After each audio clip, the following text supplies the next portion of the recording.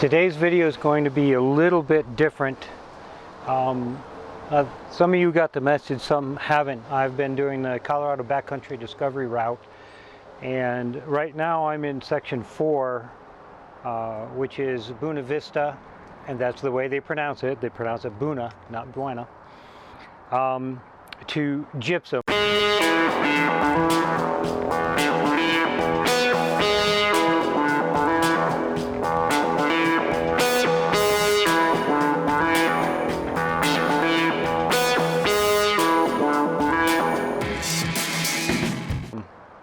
I have a Mountain Rescue Aspen function going on tomorrow, so my plan was to come home tomorrow early after finishing part of that route.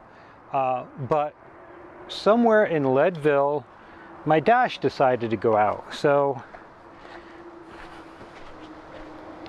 right, I got no dash.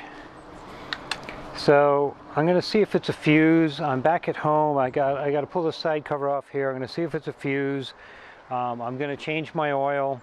That was part of the plan anyways. I think I've got about between 1,000 and 1,200 miles on the AMS oil. And another experiment is actually I have a lavalier mic because I can't find the little doohickey that connects my GoPro to my regular mic. And so we're going to experiment with that too. So a lot of stuff going on today. So this is just a real quick video to tell you if I fix that, to show you what the oil looks like, and then I'm going to get back on the road. There's going to be a second video this weekend for people who don't give a shit about what I'm doing personally, and that's just going to be about my Fast Tracks tank bag. So if you guys have a better tank bag, awesome, go for it. You don't have to tell me how much my tank bag sucks and how much better yours is. I know it's the internet. Unless you're Moto and you want to send me like a hood to try, and I'll do an honest review of it because it's all waterproof.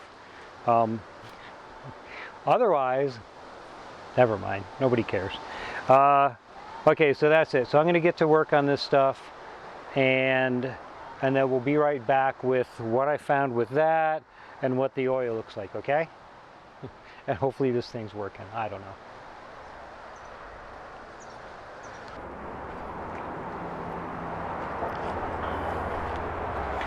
So the dash turned out to be a fuse. I'm not sure why. It bothers me a little bit. I think I have an idea, but it's my own dumb mistake, so I'm not going to tell you what I did. Changed the oil from the AMS oil to the Motul. Yes, it's still the 300V. That all went in. I also lubed the chain up. I'm going to give you another thing to pick on me about. I don't spend a lot of money on chain lube. I use 75-90 gear oil. I'd be happy with 90 weight gear oil, and then just coat it on liberally. I've always used that. I've never had a problem with my chains. It's cheap, and it does exactly what it's supposed to do. It sticks to what you want it on. It stays squishy. It doesn't fling off everywhere. It doesn't go on like wax, which makes no fucking sense to me at all. Sorry, which makes no sense to me at all. Here, let's quick do the, so here's the oil, and it is much, much thicker, much darker than the Motul was. It doesn't actually look too much different on the paper. That's kind of a bad way to do it. Obviously, the right way to do this is to send it off and have it examined.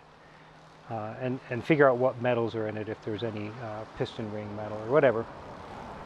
And as soon as somebody volunteers to send me a big fat check or take some oil and send it off, maybe you work for a lab and you could sneak some in, awesome. Until then, I'm just going to keep going with my seat of the pants. What does it smell like? What does it look like? And go from there. The AMS oil compared to the Motul has much more worn. It's darker. It smells like burnt oil. Give me a second here. I roll through all this crap. I always forget where this stuff is. There it is, 45. So actually, all right, so I cheated. I actually went over on that because I was out on a trip. So that had, instead of the 800 miles I wanted, that's closer to 1400 miles. Okay. So I way overdid that one. So I'm not going to blame the oil. I've switched back to Motul. I'm going to try to stick to my 1200 mile oil change. And just to be fair to AMSOIL, maybe the next oil change I'll switch back to AMSOIL and give that 1200 honest miles, and we'll see how it goes from there. In the meantime, again, I have a Mountain Rescue function I have to go do tomorrow. And once that's done, let's see, today's Friday, Saturday, I'll be back on the trail Sunday for the Leadville to Gypsum, which technically isn't a section, but it is a section now. And then on up to Wyoming. So this will be a, I mean, the actual backcountry discovery route is 760 some odds, call it 770 miles. 90%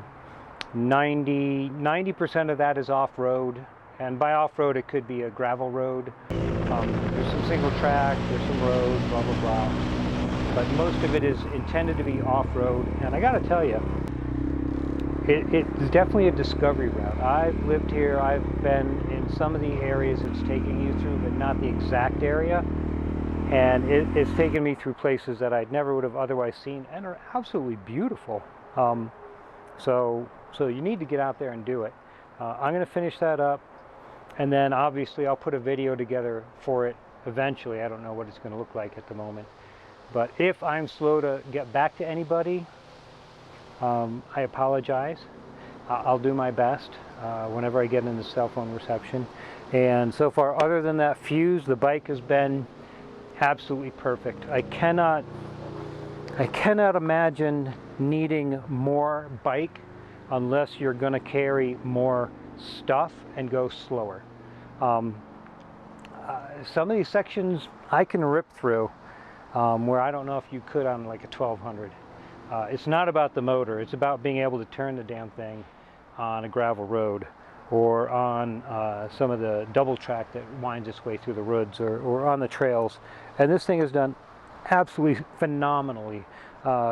Quick review of whatever.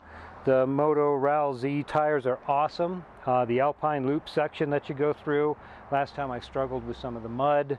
I definitely struggled with some of the really hard switchback turns. These tires have done absolutely everything I've asked them to do and more. And now obviously they're more dirt oriented than the IRC tires were. But again, so far I absolutely love them. Other than that big, see how it's all right, knob and then huge void, almost like a paddle tire. It makes it sound, if you've ever been in a single engine airplane and that rum, rum, rum, that's what this thing does. It sings to you.